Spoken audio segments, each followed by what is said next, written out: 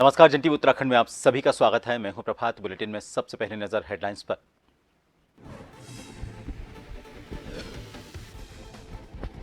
CM Dhami ने iodised नमक वितरण कार्यक्रम की शुरुआत। 38वें राष्ट्रीय खेलों की तैयारियों के संबंध में लेंगे बैठक।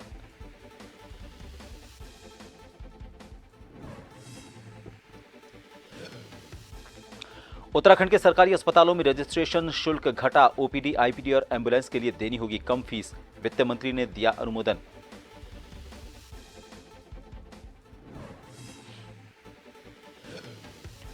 उत्तराखंड में उपचुनाव को लेकर घमासान। प्रत्याशी कर रहे डोर टू डोर वोटों के लिए जनसंपर्क। कांग्रेस प्रदेशाध्यक्ष और पूर्व मंत्री ने मांगे वोट।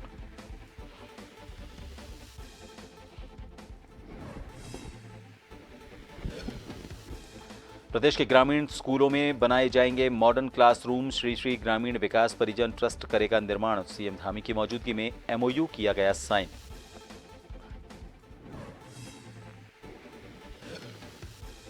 और उत्तराखंड में मौसम विभाग का अलर्ट। 7 जुलाई को अधिकांश हिस्सों में हो सकती है भारी बारिश। प्रशासन ने कहा जरूरी काम हो तो ही निकलें बाहर।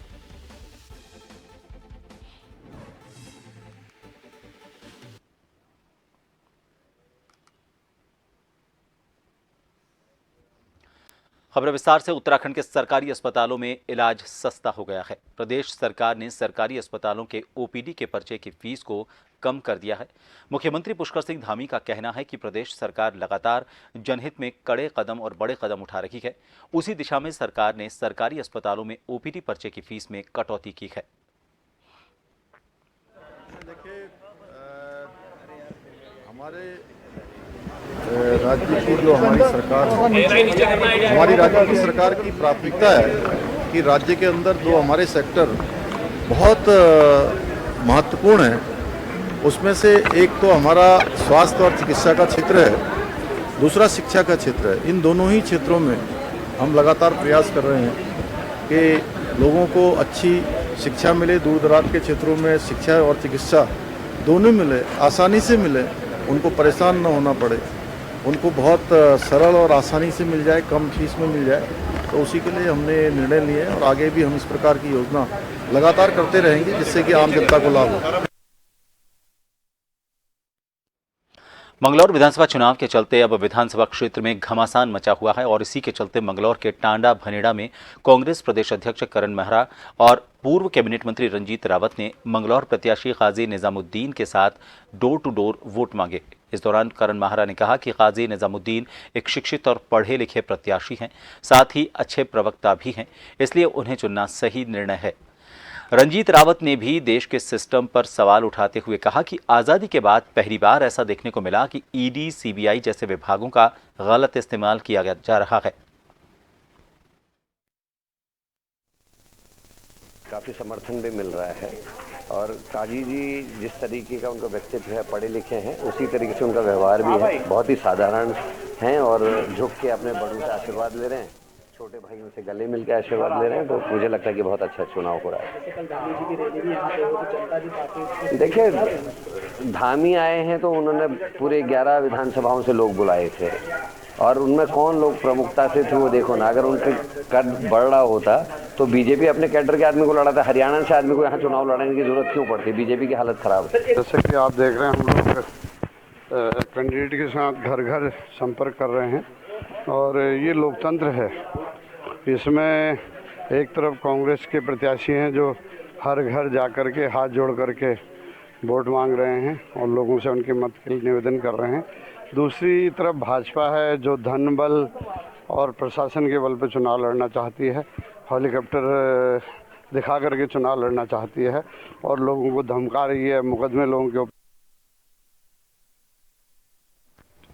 कांग्रेस प्रवक्ता गरिमा दसोनी ने उत्तराखंड में कानून व्यवस्था को लेकर सरकार को घेरा। उन्होंने कहा कि मध्य प्रदेश की एक महिला पिछले साल केदारनाथ धाम दर्शन करने के लिए आई और पुलिस कंट्रोल रूम में उसके साथ अभद्रता की गई। अब उसे महिला की शिकायत पर 1 साल बाद एफआईआर दर्ज की गई है। उन्होंने पुलिस की इस कार्रवाई पर सवाल उठाते हुए कहा कि उत्तराखंड पुलिस निरंकुश हो गई है। राज्य में पुलिस द्वारा महिलाओं के साथ अभद्रता के मामले लगातार सामने आ रहे हैं।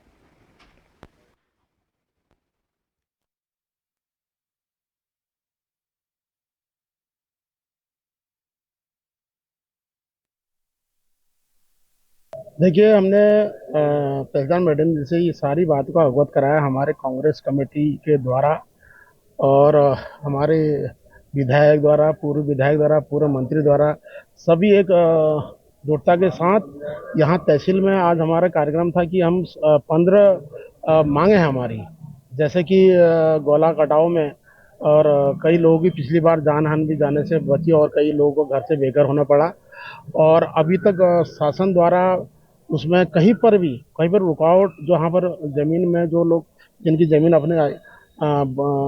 अपना करते थे।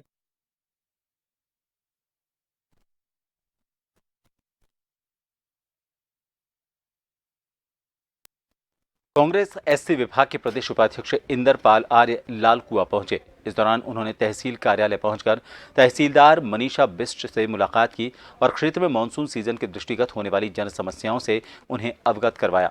उन्होंने कहा कि मानसून सीजन शुरू होने से पहले ही गौला नदी में मजबूत तटबंध का काम मजबूती के साथ किया जाना चाहिए था, लेकिन ऐसा नहीं हुआ। वर्तमान समय में नदी के किनारे रहने वाले लोग तहसील से नोटिस मिलने के बाद डर के साए में रहने को मजबूर हैं। उन्होंने इस प्रकरण में डबल इंजन की सरकार को पूरी तरह से फेल बताया। वहीं अन्य कांग्रेसी नेताओं ने भी सरकार पर कटाक्ष करते हुए कहा कि यदि समय रहते व्यवस्था दुरुस्त कर ली जाए तो ऐसी समस्या कभी ना आए, लेकिन सरकार की अनदेखी का शिकार आम जनमानस को होना पड़ रहा है।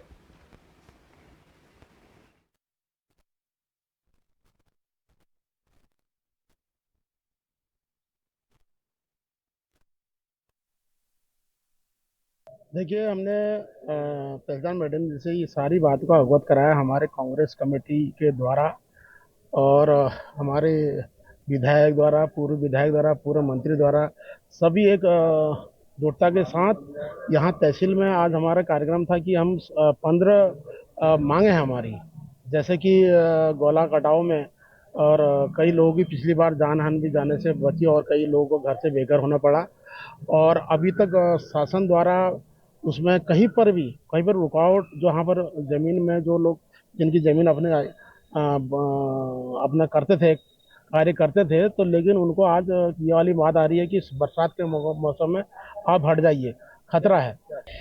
ये क्षेत्र में अभी जो तटबंध वाला वो है मामला है, ये बरसात शुरू हो गई है। अब जो घर उसकी जद में आ रहे हैं, गौला की जद में हर हमेशा जमीन कट रही है उनकी, तो प्रशासन द्वारा कहा गया है कि भैया वो जगह खाली करके कहीं दूर और जगह चले जाएं।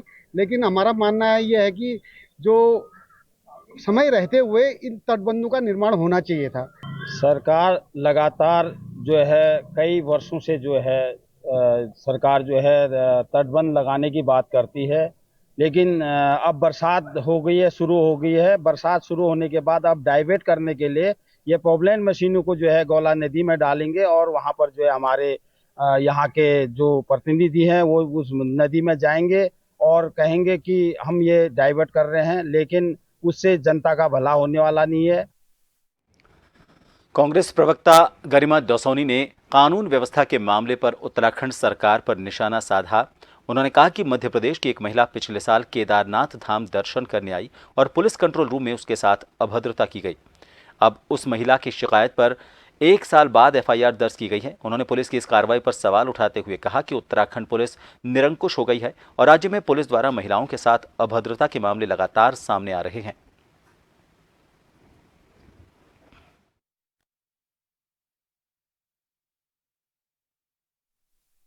पिछले वर्ष एक मध्य प्रदेश की महिला केदारनाथ भगवान के दर्शन करने के लिए आई और उसके साथ पुलिस कंट्रोल रूम में, महिला कंट्रोल रूम में 26 मई को चौकी प्रभारी और दरोगा के द्वारा अभद्रता की गई, जिसकी शिकायत उसने सीएम हेल्पलाइन में करी।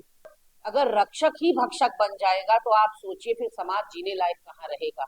एक महिला जब पुलिस कंट्रोल रूम में पहुंच जाती है तो उसके बाद वो निश्चिंत हो जाती है, वो आश्वस्त हो जाती है कि मैं पुलिस के रख रखाव में अब आ गई हूं, अब मेरा कोई बाल बाका नहीं कर पाएगा। लेकिन उसी पुलिस के अधीन होकर या उनके कंट्रोल में, उनके संरक्षण में यदि उसके साथ इस तरह का सेक्सुअल मॉलेस्टेशन होता है तो मुझे लगता है कि इससे ज्यादा निंदनीय बात और कोई नहीं होनी चाहिए। उत्तराखंड के राशन कार्ड धारकों को राष्ट्रीय खाद्य सुरक्षा योजना के अंतर्गत हर महीने प्रति कार्ड 1 किलो आयोडीन नमक देने के लिए मुख्यमंत्री ने नमक पोषण योजना का शुभारंभ किया। इस योजना के तहत प्रदेश के करीब 14 लाख राशन कार्ड धारकों को हर महीने 8 रुपए की दर से 1 किलो नमक वितरित किया जाएगा। मुख्यमंत्री पुष्कर सिंह धामी ने इस योजना के शुभारंभ पर प्रदेशवासियों को शुभकामनाएं दी और यह कहा कि प्रधानमंत्री नरेंद्र मोदी के नेतृत्व में केंद्र सरकार और राज्य सरकार का यह संकल्प है कि हर गरीब, पिछड़े और अंतिम छोर पर रहने वाले व्यक्ति तक सरकारी योजनाओं का फायदा पहुंचाया जाए। उन्होंने कहा कि आयोडीन नमक के बिना कई बीमारियां लोगों को लग जाती हैं, जिससे बचने के लिए आयोडीन नमक बेहद जरूरी है। वहीं उत्तराखंड की खाद्य मंत्री रेखा आर्य ने इस योजना को सरकार की उपलब्धि बताते हुए कहा कि जिस तरह देश के प्रधानमंत्री गरीबों के कल्याण के लिए उन्हें राशन उपलब्ध करवा रहे हैं, उसी प्रकार मुख्यमंत्री पुष्कर सिंह धामी ने प्रदेश के 14 लाख राशन कार्ड धारकों को पोषित नमक उपलब्ध कराने की योजना का शुभारंभ किया है।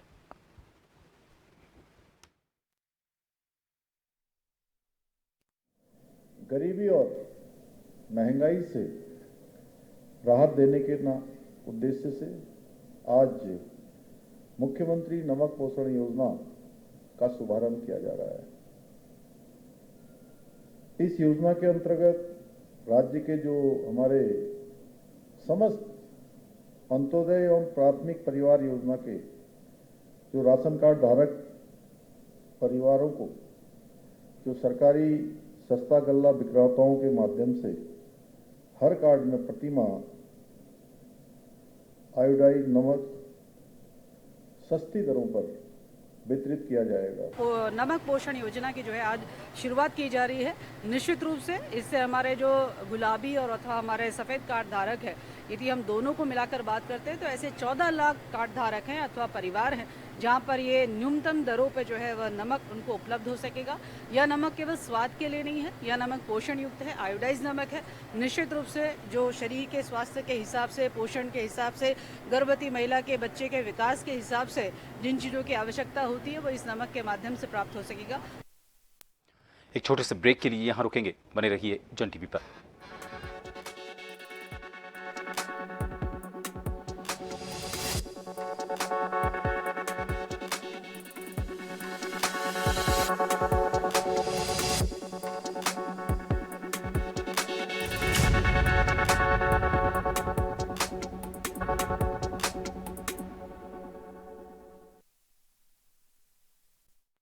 ब्रेक के बाद एक बार फिर आप सभी का स्वागत है।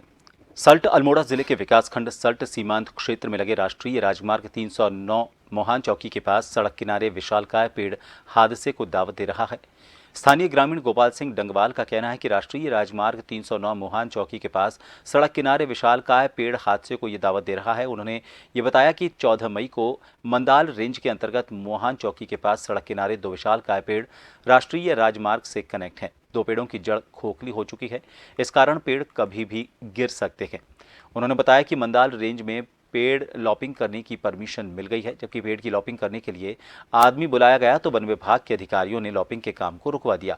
उन्होंने कहा कि प्रभागीय वनाधिकारी 28 मई को पत्र भेजकर अवगत करा चुके हैं कि लॉपिंग के काम की आपने परमिशन दी, लेकिन वन विभाग अधिकारियों ने काम को रुकवा दिया। उन्होंने कहा कि वन विभाग के उच्च अधिकारियों को कई बार पत्राचार करने के बाद भी विभाग कोई सुध नहीं ले रहा। उन्होंने बताया कि कभी भी कोई बड़ा हादसा हो सकता है। विभाग से पेड़ की हल्की सी लॉपिंग करने की मांग की गई है।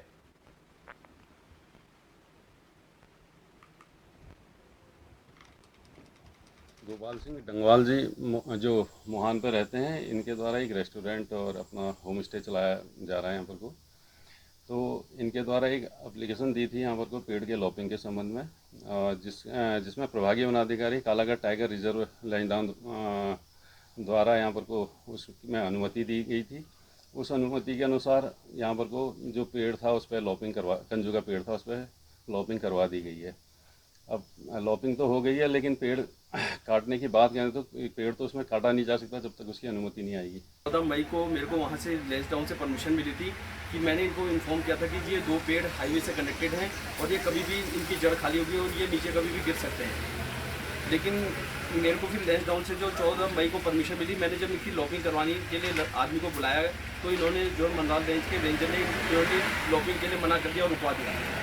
मैंने उसके बाद जो है जब इन्होंने मना किया रेंजर साहब ने, और बल्कि रेंजर साहब जिस दिन लॉपिंग होती खुद यहाँ पे खड़े हुए 2 बार देख के गए। उसके बाद भी ये रुकवा दिया, इन्होंने काम पूरा होने नहीं दिया। उसके बाद मैंने जो है 28 मई 2024 को DFO साहब को क्या कहते हैं श्री पंत जी को लेटर इसका लिखा कि मेरे को काम जो एक बार लॉकिंग के लिए दिया था परमिशन आपने, वो रुकवा दिया है। उसके बाद भी अभी तक मई से अभी तक कोई कार्रवाई नहीं हुई है। गरीब तबके के लोगों को मुफ्त सुविधा उपलब्ध कराने के लिए राजधानी देहरादून के दून अस्पताल में हर वार्ड के अंदर आयुष्मान कार्ड बनवाने का अभियान शुरू किया गया है। इस बात को लेकर दून अस्पताल के MS डॉक्टर अनुराग अग्रवाल ने कहा कि अस्पताल में लगभग 60 से 70% मरीज आयुष्मान कार्ड के जरिए सुविधाओं का फायदा लेने की कोशिश करते हैं, जिसे देखते हुए अस्पताल में कार्यरत BFA हर वार्ड में जाकर जिस मरीज का आयुष्मान कार्ड नहीं बना है उनका आवेदन कराते हैं। उन्होंने कहा कि इससे जिन मरीजों के उपचार में पैसे की कमी आती है उनके लिए ये मदद करेगा और ये सुविधा आगे भी इसी तरह चलती रहेगी।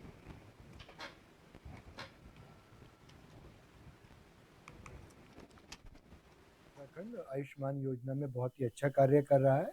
इसमें सरकार का पूरा सहयोग है। हमारे यहाँ भी पूरी टीम है जो मरीजों की आयुष्मान कार्ड बनवाने में सहायता करती है, तथा जो भी मरीज हैं उनका अगर आयुष्मान के तहत ही हम लोग इलाज करना सभी लोग प्रेफर भी करते हैं। तो बताना चाहूँगा कि अस्पताल में कम से कम 60 से 70% मरीज आयुष्मान के तहत ही इस योजना का फ़ायदा लेते हैं। इसके अलावा जो हमारे BFA हैं, जो असिस्टेंट लोग हैं, इसमें वो आजकल वार्ड में जाकर हर वार्ड में जो मरीज आयुष्मान योजना के तहत नहीं है उनका आयुष्मान कार्ड बनवाने की एक प्रोसेस शुरू करते हैं कि क्या उनके पास डॉक्यूमेंट की कमी है, और वो उसमें पूरी सहायता करते हैं। सीमा से लगते रामनगर तराई पश्चिम के फाटो इको टूरिज्म जोन को जैव विविधता के लिहाज से खजाना माना जाता है। यहाँ कई तरह की वनस्पतियाँ और जीव जंतु वन्य जीव मौजूद हैं। यही वजह है कि फाटो पर्यटन जोन पर्यटकों की पसंदीदा जगह बन गया है। इस साल ये जोन सैलानियों से गुलजार रहा। सैलानियों ने बंगाल टाइगर और इस जोन में भालू को करीब से निहारा।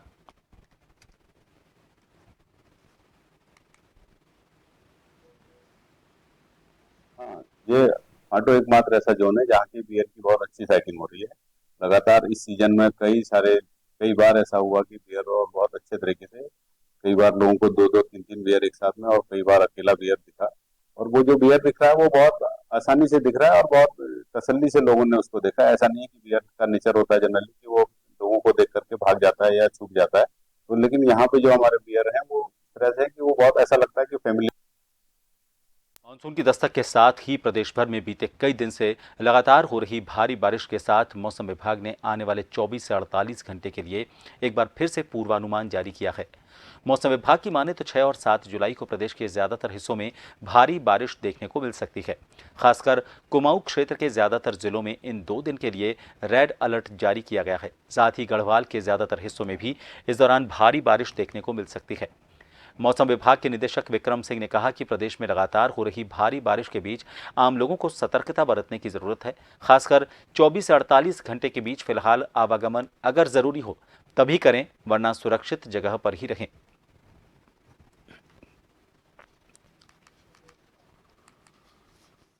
जगहों में आज और कल जो है बारिश को मिलने वाली हल्की से मध्यम, लेकिन जो हैवी रेन्स है, वेरी हैवी रेन्स है या एक्सट्रीमली हैवी रेन्स है, उसकी बहुत अच्छी संभावना है कुमाऊं रीजन में या उससे लगे गढ़वाल के जो डिस्ट्रिक्ट हमारे हैं उनमें वो रहेगी। तो अगर मैं 6 तारीख के लिए बात करूं तो रेड वार्निंग हमने जो है पूरे कुमाऊं के जो डिस्ट्रिक्ट है उनमें रखी गई है, और साथ ही जो गढ़वाल के जो डिस्ट्रिक्ट है जिसमें कि पौड़ी और चमोली है इसमें भी रखी गई। तो आप इनमें देखेंगे 6 तारीख में कुछ जगहों में जो भारी या बहुत भारी वर्षा है वो देखने को मिलेगी, और जो अत्यंत भारी वर्षा वो भी कहीं कहीं पर इन डिस्ट्रिक्ट्स में आपको देखने को मिलेगी 6 तारीख को। जब आप 7 तारीख को जाते हैं तो एक्टिविटी थोड़ी और भी बढ़ रही है। तो आप ये कह सकते हैं कि अनेक जगहों तक में जो है जो हैवी से वेरी हैवी रेन है कुमाऊं रीजन में उसके मिलने की संभावना है। हरिद्वार देहात और आसपास के गांव में रुक रुक कर हो रही बारिश से गंगा नदी का जलस्तर बढ़ा हुआ है। प्रशासन ने सभी क्षेत्रों में अलर्ट जारी किया है और इसी के तहत बाढ़ राहत चौकियां भी कर्मचारियों के साथ SDRF और RDF को लेकर काम कर रही हैं। आपको बता दें, लक्सर और खानपुर में 4 बाढ़ राहत चौकियां बनाई गई हैं। लक्सर और खानपुर गंगा और सोलानी नदी से सटे 30 से ज्यादा गांव बाढ़ की जद में आते हैं और इसको लेकर अलर्ट है। एक ये भी बता दें कि बालवाली पर टूटे तटबंध के रास्ते किसानों की हजारों बीघा फसलें जलमग्न हो गई हैं।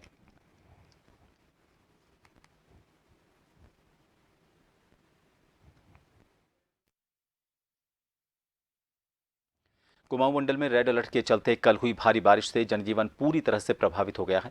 कुमाऊं में कई जगह मलबा आने से सड़कें बंद हो गई हैं। हालांकि पुलिस और प्रशासन की टीम ने सभी नेशनल हाईवे और स्टेट हाईवे खोल दिए हैं। डीआईजी डॉक्टर योगेंद्र सिंह रावत ने जानकारी देते हुए बताया कि पिथौरागढ़ में धारचूला गुंजी मार्ग पर एक जगह से सड़क बंद है, जिसे जल्द ही खोल दिया जाएगा और इसके साथ ही मंडल के 6 जिलों में 58 ग्रामीण सड़कें अब भी बंद हैं। इन्हें खोलने के लिए जेसीबी से लगातार काम किया जा रहा है। वहीं एसडीआरएफ और पुलिस टीम पूरी तरह से अलर्ट है। इसके अलावा सभी अधिकारियों को हालात पर नजर बनाते हुए मॉनिटरिंग के निर्देश दिए गए हैं।